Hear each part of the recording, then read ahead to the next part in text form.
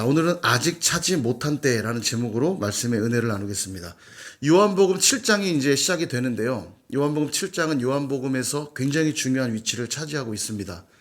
요한복음을 크게 두 덩어리로 나누면 1장부터 12장까지, 그 다음에 13장부터 끝까지 이렇게 나눌 수 있는데, 크게 나누면요, 12장까지는 예수님의 공생의 사역들을 기록해 두고 있고요. 13장부터 그 이유는 예수님이 십자가 지시기 전날 밤 6월절 만찬부터 십자가를 지시고 돌아가시고 부활하시는 얘기까지가 기록돼 있어요. 그러니까 되게 짧은 시간인데 왜 13장부터 내용이 긴가?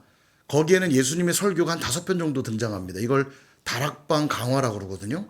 예수님이 6월절 만찬하는 그곳에서 여러 편의 설교를 하는 내용들을 쭉 담아두고, 그리고 겟세마네에서 했을 것으로 보여지는 대제사장적 기도가 들어있기 때문에 뒤는 긴 거고요. 예수님의 실제적인 공생의 사역은 1장은 예수님의 출생에 대해서 기록하고 있고 2장부터 12장까지는 예수님의 사역에 대해서 쭉 정리해두고 있거든요. 근데 이 사역을 앞과 뒤를 종합 정리해주는 핵심 장이 7장이에요. 7장. 7장이 그래서 중요한데, 7장에 나오는 내용이 뭐냐? 초막절 절기가 나오고요. 초막절 절기에 예수님이 또 설교를 하세요. 그래서 초막절 강화라고도 부르는데, 이 초막절이 되어서 하고 계시는 이 설교의 내용이 중요합니다. 유대인들은 원래 이 초막절을 어떻게 지키냐면 언약 갱신의 의미로 초막절을 지키고, 또 초막절은 마지막 날 다시 오실 메시아를 고대하며 지키는 절기예요. 그러니까 초막절의 의미는 언약 갱신과 종말 사상, 이 두 가지가 초막절의 핵심인데, 예수님이 초막절 강화를 통해서 이 언약 갱신과 종말에 대한 얘기를 하시는 거죠. 무엇을 통하여서 언약을 갱신하고 종말을 얘기하시냐면 성령을 부으심으로 그 배에서 생수의 강이 흘러 넘치리라. 그리고 이것은 성령을 가리켜 말씀하시는 것이라. 이런 표현들 나온 게 바로 이제 초막절에 하고 계시는 중요한 내용입니다. 그래서 요한복음 전체의 흐름을 잘 정리해 주고 있는 게 7장이에요. 그래서 7장을 쭉 이제부터 보시면서 요한복음의 전체 흐름도 잘 보실 수 있기를 바라는데요. 오늘 1절에 보니까 그 후에 이렇게 시작합니다. 그 후에, 제가 밑줄을 쳐놨는데, 그 후에. 자, 그러면 그 후에라는 말은 바로 앞에 무슨 내용이 있었죠? 요한복음 6장에 길게 나온 얘기 뭐예요? 핵심적인 사건 하나만 딱 얘기하면 오병이어잖아요. 오병이어. 그죠? 오병이어 사건이 일어났고 오병이어를 가지고 논쟁하고 이야기하는 게 6장 전체 내용이에요. 오병이어 사건이 있었고 그 후에 이렇게 돼 있는 거예요. 2절에 보니까 유대인의 명절이 초막절이 가까웠다. 이렇게 나오죠. 그러니까 오병이어가 일어났던 때가 언제였냐면 6월절 즈음이라고 나와요. 그러니까 오병이어 사건은 6월절 즈음 일어났던 사건이고, 지금 예수님이 등장하는 7장은 초막절 즈음이죠. 6월절과 초막절 사이는 얼마 정도 시간이 있을까요? 유대력으로 하면 6월절은 1월, 초막절은 7월이거든요. 그러니까 6월절과 초막절의 사이의 시간은 6개월 정도 됩니다. 그러니까 6개월 정도의 갭이 있는 거예요. 6개월 동안 무슨 일이 있었는가? 1절을 다시 보시면 6개월 동안 무슨 일이 있었는지 알 수 있어요. 보시면 예수께서 갈릴리에서 다니시고 유대에서 다니려 아니하심은 유대인들이 죽이려 함이로라. 아멘. 죽이려고 하는 위협이 있어서 갈릴리로 활동했다는 거예요. 죽이려고 하는 위협을 피해서 다니셨다, 이 말입니다. 6개월간. 좀 이상하죠? 예수님은 죽으러 오셨잖아요. 그런데 왜 죽지 않으려고 피해 다녔을까요? 그렇죠. 하나님의 때가 아니었기 때문에, 그 때를 기다리셨고 있기 때문에 피해 다니신 거예요. 이게 오늘 중요한 핵심인데, 여하튼 초막절이 되었죠. 남자들은 반드시 성전으로 올라가게 돼 있습니다. 제사하게 돼 있어요. 그러니까 예수님과 그의 가족들도 성전에 올라가야 되는 상황입니다.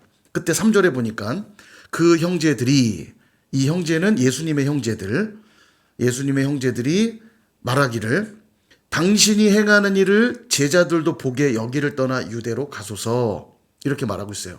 여기 형제들은 예수님의 친동생들을 말합니다. 마리아가 낳은 아들들이죠. 그래서 공간복음에 보면 그 이름들도 나와요. 야고보, 또 요셉, 유다, 시몬 나오고요. 누이들도 있었어요. 여동생도 있었고 남동생도 있었고. 근데 여기 이제 형제들이라고 하니까 야고보, 요셉, 유다, 시몬, 그들을 말합니다. 그런데 이들은 5절에 보니까 이는 그 형제들까지도 예수를 믿지 아니함이로라. 그러니까 여기를 떠나 유대로 올라가세요. 이 말은 좋은 의미로 하고 있는 게 아니라 당신이 맨날 메시아라고 떠들고 다녔는데 초막절이니까 초막절은 메시아가 오는 절기 아닙니까? 당신 올라가서 당신의 메시아됨을 한번 보여보시지요. 이런 말이에요. 좋은 의미가 아닙니다. 고향 사람들도 예수님을 배척했지만 예수님의 동생들도 별로 예수님을 믿지 않았어요. 이 믿지 않는 동생들이 예수님께 구체적으로 뭐라고 말하냐면 4절을 보면 이렇게 말합니다. 스스로 나타나기를 구하면서 묻혀서 일하는 사람이 없나니 이 일을 행하려 하거든 자신을 세상에 나타내소서.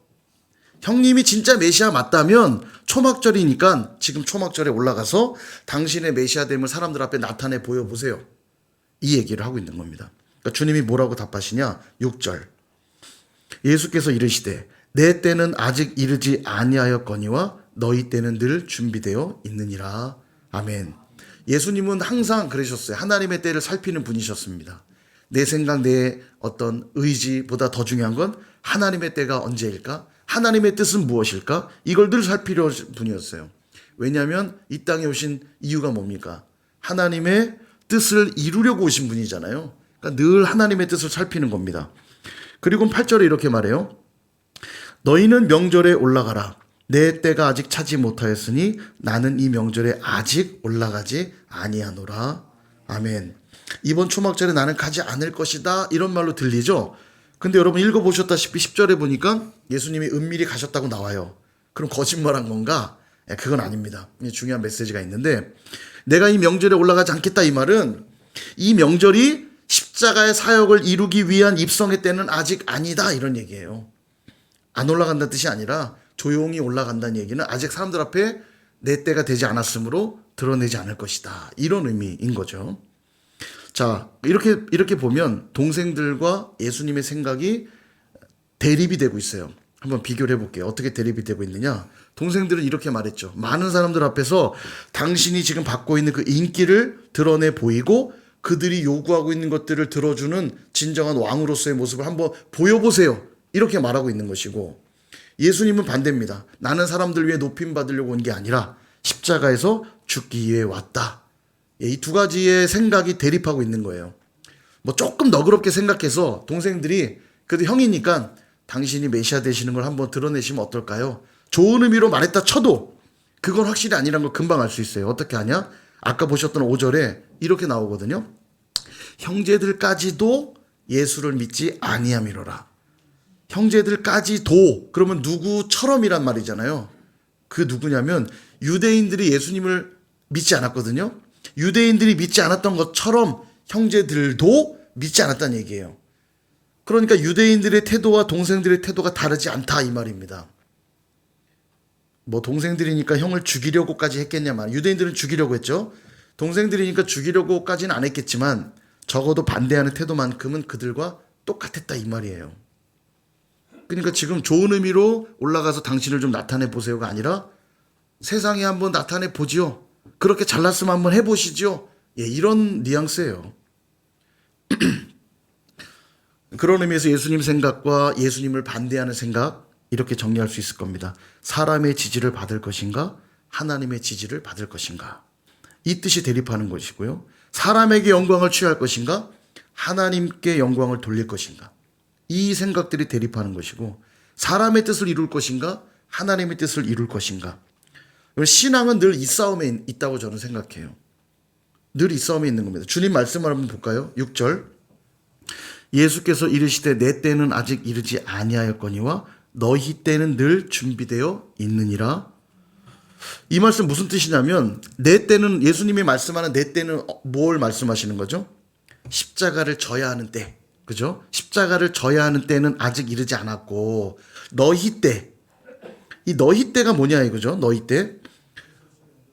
네, 아까 제가 생각이 계속 두 가지 대립되고 있다고 그랬죠? 너희 때는 뭐냐면 육신의 생각을 도모하고 자기 뜻을 이루고 자기 영광을 드러내려고 하는 때는 늘 준비되어 있다는 거예요. 아무 때나 너희들이 하고 싶을 때 할 수 있다 이 말입니다. 그러니까 그렇게 해라 이 말이 아니라 그렇게 살아가는 건 하나님의 뜻과 반대되는 일이다 그 얘기예요. 내 때는 아직 이르지 아니하였기 때문에 기다리지만 너희 때 육신의 생각을 드러내고 내가 영광 받고 사람들 앞에 인기를 누리는 이런 일들은 아무 때나 할 수 있는 하나님이 기뻐하시는 일이 아니다. 그 얘기를 하고 계시는 겁니다. 이 두 가지의 생각이 계속 충돌하고 있는 거죠. 사탄은 늘 우리를 이 영역으로 몰아넣으려고 해요. 이 유혹. 육신의 정욕, 안목의 정욕, 이생의 자랑. 이곳으로 우리를 자꾸 밀어 넣으려고 합니다. 하나님의 영광이 아니라 내 영광을 쫓게 만들려고 하고요. 하나님께 지지를 받으려는 것이 아니라 사람들의 지지를 받으려고만 하게 만들려고 하고요. 하나님의 뜻을 쫓기보다 사람의 뜻만을 쫓게 만들려고 한다는 거예요. 사단이 늘 끊임없이. 그런 의미에서 오늘 본문 우리에게 중요한 구현 두 가지를 말씀하고 있습니다. 첫 번째는 뭐냐? 하나님의 때, 여기에 우리 집중해야 된다는 걸 교훈하고 있어요. 하나님의 때에 집중한다는 건 뭘 말하냐면 끊임없이 하나님께 집중한다는 얘기입니다. 하나님 마음을 살피고 하나님의 뜻을 살펴야 하는 거죠. 그래야만 그리스도인으로 또 제자로 살아갈 수가 있는 겁니다. 사단은 우리 앞에 끊임없이 헷갈리는 걸 두거든요. 끊임없이 자기 자신에게 집중하게 만들고 끊임없이 물질 욕과 명예 욕과 권력 욕과 정욕과 같은 자기 욕심에 집중하게 만들어요. 문제는 그럴듯한 하나님의 말씀, 하나님의 어떤 종교성들을 포장해서 하니까 이게 어지간하면 분별 못할 수도 있어요. 근데 사단은 그렇게 늘 하나님이 아닌 것들에게 집중하게 만든다는 거예요.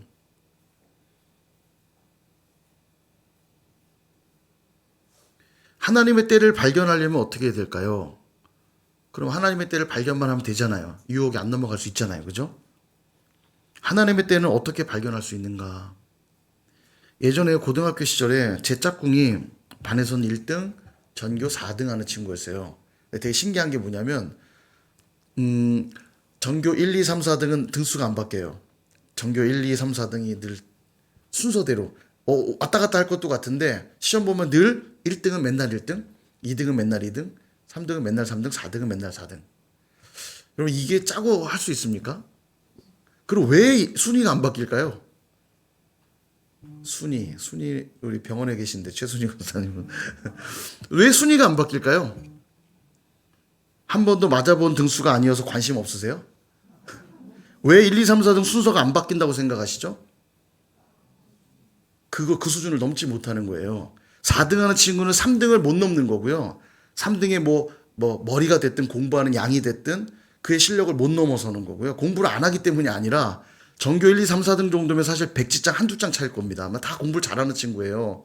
예. 다 잘하는 친구인데도 순위가 안 바뀐다는 건 그 작은 차이라 할지라도 그 앞순위의 친구를 못 넘어서고 있다는 얘기입니다. 그럼 어떻게 순위가 바뀌어요? 넘어설 만큼 뭔가 특별한 뭔가 있어야 돼요. 그죠? 놀랍게도 이 4등 하던 제 옆 짱꿍은 수능 시험에서는 1등을 했어요. 수능 시험에서는. 그래갖고 연대 의대 장학생으로 6년 장학생으로 갔는데 뭐 얘기하다 이게 공부 얘기가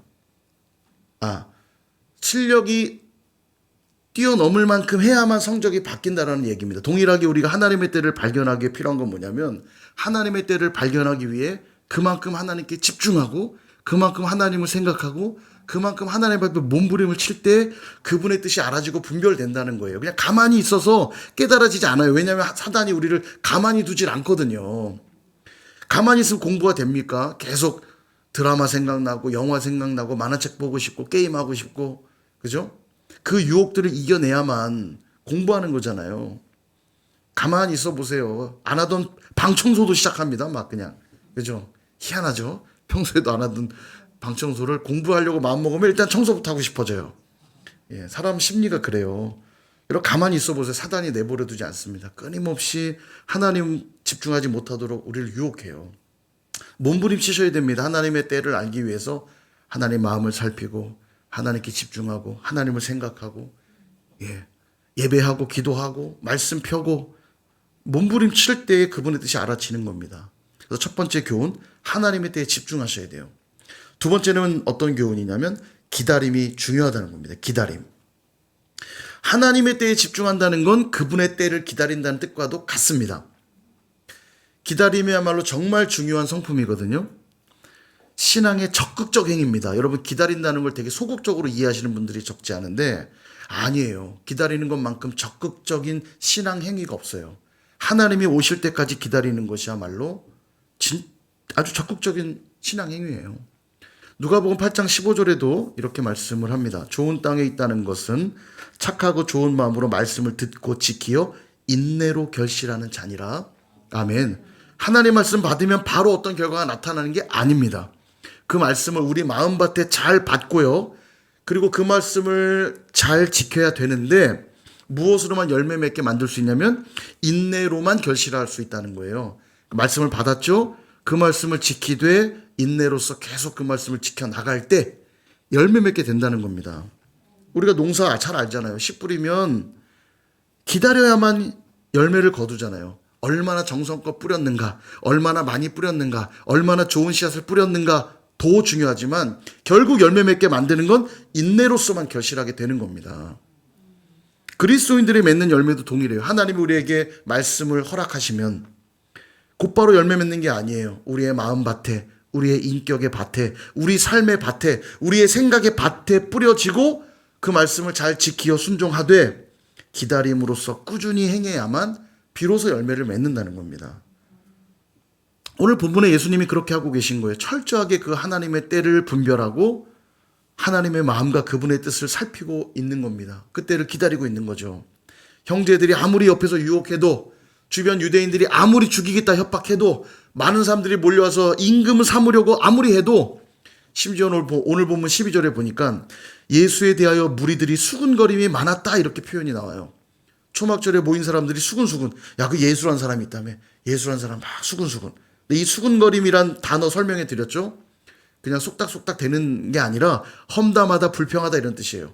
야, 뭐 예수란 사람이 이렇다면 저렇다면 막 험담하고 불평하고 있는 거예요. 아무리 많은 사람들이 몰려와서 예수님에 대해 수군거리고 불평하고 험담을 해도 우리 주님은 무엇만 중요했냐면 하나님의 뜻만이 중요했어요. 사람들이 나를 어떻게 보든지 이때가 어떠하든지 나를 비난하든지 죽이려 하든지 우리 주님은 하나님의 뜻만이 중요했다는 얘기입니다. 그 뜻을 이루려고 철저하게 기다리셨다는 거예요. 왜냐하면 하나님의 때가 돼야만 결실하니까. 이게 굉장히 어려운 일입니다. 저도 신앙생활하면서 제일 어려운 거 하나 뽑으라고 그러면 이 기다림이에요. 여러분 사람들이 비방을 받아보세요. 정말 견디기 힘들어요. 그 억울함을 견뎌내는 것만큼 힘든 게 없습니다. 내 진심이 왜곡되는 것만큼 승질나는 게 없어요. 그런데 하나님의 뜻을 이루려고 기다리는 거 정말 사리가 나올 지경입니다. 이거 억울해 분해 죽겠고 내 죽음으로라도 증명해보고 싶다는 생각이 든다니까요. 사람은요. 차라리 내가 죽으면 죽지. 내가 그 오해받고 싶지 않다. 예수님 지금 그러신 거예요. 형제들이 막 유혹하죠. 협박하죠. 사람들이 막 불평하면서 막 험담하죠. 근데도 주님은 하나님의 때를 분별하고 기다림으로써 결실하기 위해 인내하고 있는 겁니다. 사랑하는 여러분, 사탄이 광야에서 예수님께 세 가지 시험했죠. 돌을 떡덩이로 만들어 보아라. 성전 꼭대기에서 뛰어내려 보아라. 내게 경배하면 천하만국과 영광을 다 주겠다. 유혹했어요. 한마디로 정리하면 첫 번째 시험은 물질의 유혹이라고 한다면 두 번째 시험은 명예의 유혹이죠. 하나님의 아들됨을 증명해 보라 한 거니까. 세 번째는 권력의 유혹입니다. 천하만국 영광 내가 다 줄게. 모든 사람이 꼭 갖고 싶은 세 가지 유혹이에요. 물질, 명예, 권력. 내일 당장 숨이 끊어져 넘어갈 것 같아도 포기 못하는 유혹이 이 세 가지입니다. 죽을 때도 돈 쥐고 죽고 싶은 거고요. 사람은요. 명예 놓고 싶지 않고요. 권력 놓고 싶지 않은 거예요. 근데 예수님은 이 모두가 갖고 싶어하는 이 세 가지의 유혹 앞에 세 가지 유혹을 선택하지 않고 뭘 선택했냐면 하나님의 말씀을 선택합니다. 보세요. 물질의 유혹 앞에 떡덩이 만들어 보시지. 물질의 유혹 앞에 사람이 떡으로만 살 것이 아니요 하나님의 모든 말씀으로 살 것이니라. 신명기 8장 3절의 말씀을 붙들으셨어요. 명예의 유혹, 성전에서 뛰어내려서 네가 하나님의 아들인 걸 증명해 보시지. 명예의 유혹 앞에서 주 너의 하나님을 시험하지 말라. 신명기 6장 16절 말씀으로 받았어요. 신명기 6장 16절 말씀을 선택했어요. 권력의 유혹, 내게 경배하면 천하만국 영광을 내가 너에게 다 주리라. 권력의 유혹 앞에서 주 너의 하나님께 경배하고 다만 그분만을 섬기라. 신명기 6장 13절 말씀을 선택했습니다. 어떻습니까? 내 욕심을 채워줄 것들이 좋으세요? 아니면 하나님의 말씀이 좋으세요? 예. 이렇게 하시는 건 이제 자신이 없는 거죠? 말씀도 좋지만 그래도 돈도 있으면 좋겠고, 제가 오늘 말씀드렸죠. 바람 피는 사람이 10명에서 5명 줄었다고, 예, 배우자를 조금 더 사랑하게 된 건 아니라고요. 아닌 건 그냥 아닌 겁니다. 덜 사랑한다고 그래서 더 사랑하게 되는 게 아니에요. 딱 결단하셔야 된다니까요.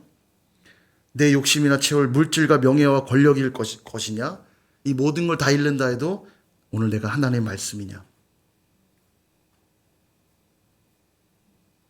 가끔 내가 설교할 때 우리 성도들에게 설교하고 있는 게 맞나 싶을 때도 있어요. 불신자들이 모여 있는 것 같기도 하고, 예, 하나님 말씀이 좋으냐는데 고민을 하시는 분들이 한 2분 정도 있는 것 같아요. 예, 고민하지 마세요. 예, 여기서 왠지 아멘하면 물질도 안 줄 것 같고 명예도 안 줄 것 같고 권력도 안 줄 것 같으니까 아멘 안 하고 가만히 있으면 혹시 주면 받고 아니면 말고. 여러분, 하나님이 여러분 속을 다 아셔요. 입으로 하고 자시고 마음으로만 생각해도 이미 다 아신다니까요. 하나님을 너무 작게 여기지 마십시오. 하나님 우리의 일거수일투족을 다 아세요. 그래서 좋기도 하지만 두렵기도 한 거예요. 그래서요. 할 거면 확실하게 하시라는 거예요. 적당히 겉으로 하는 척만 한다고 해서 속는 분이 아니라니까요. 사람은 속일 수 있어요. 하나님은 절대 안 속습니다. 하나님은요. 근데 신앙생활이 자꾸 사람들 앞에서 하는 게 몸에 밴 분이 너무 많아요. 아무도 보는 이 없을 때 나는 누구인가? 여기에 항상 질문하셔야 돼요. 아무도 보는 이 없을 때 그게 진짜 납니다. 사람들이 볼 때 잘하는 건 누구나 해요. 그거는 누구나 아무것도 아니에요. 근데 아무도 없을 때 나의 말이 어떠하고 나의 생각이 어떠하고 나의 태도 어떠한가, 그게 진짜라니까요. 그때도 하나님은 보고 계시거든요. 여호와를 경외하는 이들이 아무도 보는 이 없을 때 그분 앞에서 살아내는 겁니다. 아무도 안 본다고 쓰레기를 버리고 가는 사람과 누가 보니까 보여주려고 쓰레기 줍는 거랑은 똑같이 줍는 행위는 같아 보일지 몰라도 하나님 평가할 때는 완전 다른 거예요. 예. 그래서 매 말씀을 들을 때마다 여러분 홀딱 벗은 것처럼 말씀 앞에 서 있으셔야 된다는 얘기를 드리는 거예요. 저울로 재듯이 한번 들어보고 괜찮으면 아멘하고 아니면 말고, 예, 그런 신앙 말고 정말 말씀 앞에 홀딱 벗은 것처럼 결단하는 마음으로 말씀을 받아야 된다고요. 그래야 기적을 체험하는 거예요. 보세요. 예수님이 말씀을 선택하셔서 유혹을 다 뿌리쳤죠. 그럼 물질과 명예와 권력 다 끝난 게 아니에요. 그 말씀을 선택한 예수님께 하나님이 복을 주시는 겁니다. 가장 부유한 분이 되셨고요. 모든 만물 위에 가장 높은 이름 허락해 주셨고요. 세상 모든 권세를 가진 분이 되시는 겁니다. 하나님이 줘야 진짜 복이 되는 거지, 내가 그걸 주려고 한다고 그래서 복이 되는 게 아니라고요. 우리의 선택은 하나님이어야 돼요. 하나님 말씀이어야 돼요. 너무 당연하고 분명한 원리 아닙니까? 평생 신앙생활 하면서 들으신 거 아니에요?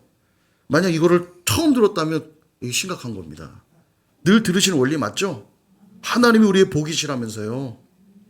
그런데 저 유혹거리들 내가 좀 가져보겠다고 말씀을 선택하지 않는다면, 주님 너무너무 힘드니까 더 이상 제게 말씀 좀 하지 마세요. 피곤해요. 이거 해라 저거 해라 자꾸 말씀 좀 하지 말아주세요. 너무 힘들어요 살기가. 그러고 있다면 더 이상 그곳은 교회도 아닐 것이고 그들은 성도도 아닐 것이고 제자도 아닐 겁니다. 간절히 소망하기는 저와 여러분이 또 우리 선일교회가 진정한 교회이고 성도이고 제자이기를 소망합니다. 그러기 위해 2가지를 꼭 기억하고 돌아가십시오. 하나님의 때가 중요해요. 그분의 때에 그분의 뜻을 이루는 것보다 더 중요한 건 없습니다. 2번째로 그러기 위해서는 반드시 기다림이 필요하다고 그랬죠. 기다림. 여러분, 기다림은 적극적 순종입니다. 기다리는 것보다 더 힘든 일은 없어요. 성숙한 이들만 할 수 있는 겁니다. 기다림은요. 저희 수연이는 못 기다려요. 내일 뭘 주겠다 약속해도 들들 볶습니다. 하루를 못 기다려요. 그게 6살, 7살짜리 수준입니다. 근데 우리 영적으로 맨날 6살, 7살 수준에 있으면 안 되잖아요. 더 어린 우리 하영이 같은 어린애들은 그냥 졸리면 울고 배고프면 울고 바로 땡깡 부리잖아요. 그죠? 완전히 깐난하기는 더해요. 기다림이 어디 있습니까? 그냥 즉각 본능적인 반응. 영적으로 우리가 그 수준에 있어서는 안 돼요. 성숙한 이들은 어떤 이들이냐? 기다립니다. 내게 복이 무엇인지를 알고 하나님의 뜻이 무엇인지를 알고 그래서 기다리는 것. 적극적 순종이에요. 적극적 순종. 할 줄 몰라서 기다리는 게 아니에요. 하나님이 말씀하실 때까지 기다리는 인내가 있어야만 결실하는 걸 알기 때문에 오늘도 내 마음은 그렇게 하고 싶지 않지만 오늘도 내 감정은 이러이러하지만 그러나 말씀이 말씀해야 역사하고 열매 맺을 걸 알기에 오늘도 기다릴 줄 아는 그런 저와 여러분 또 우리 선일교회가 되시기를 주님의 이름으로 축원드립니다.